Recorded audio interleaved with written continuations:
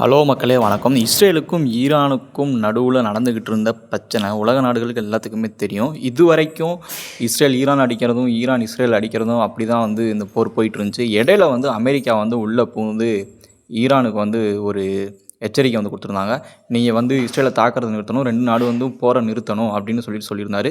இதை கேட்காம 2 நாடுகளும் மாற்றி மாற்றி தாக்குதல் நடத்திட்டு இருந்த நிலையில் பார்த்தோம் அப்படின்னா இடையில யுஎஸ் ஆர்மி ஈரானை அட்டாக் பண்ணியிருக்கு.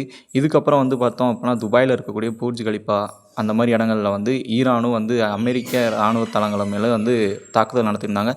இப்போ உச்சக்கட்டமாக இந்த போர் போய்கிட்டு இருக்குது. என்ன காரணம் அப்படின்னு பார்த்தோம் அப்படின்னா ஈரானோட உச்சபட்ச தலைவர் அயதுல்லா கமேனி இறந்துட்டார் அப்படின்னு சொல்லிட்டு ஈரானோட முக்கியமான ஊடகங்களே உறுதி செஞ்சுருக்காங்க.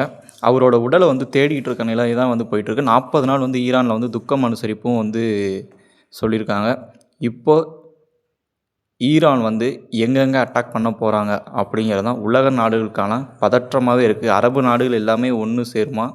இந்த போர் இன்னும் எப்படிப்பட்ட சூழ்நிலையெல்லாம் தாங்க போகுது, எப்படிப்பட்ட சூழ்நிலையை கொண்டு போகுது, இது ஒரு உலகப்போராக மாறுறதுக்கான வாய்ப்பு இருக்கா அப்படின்னு சொல்லி தான் உலக நாடுகள் எல்லாமே பதட்டத்தோட இந்த சூழ்நிலையை பார்த்துக்கிட்டு இருக்காங்க. மக்களை இதை பற்றின கருத்து என்ன அப்படிங்கிறத கீழே கமெண்ட்டில் சொல்லுங்கள்.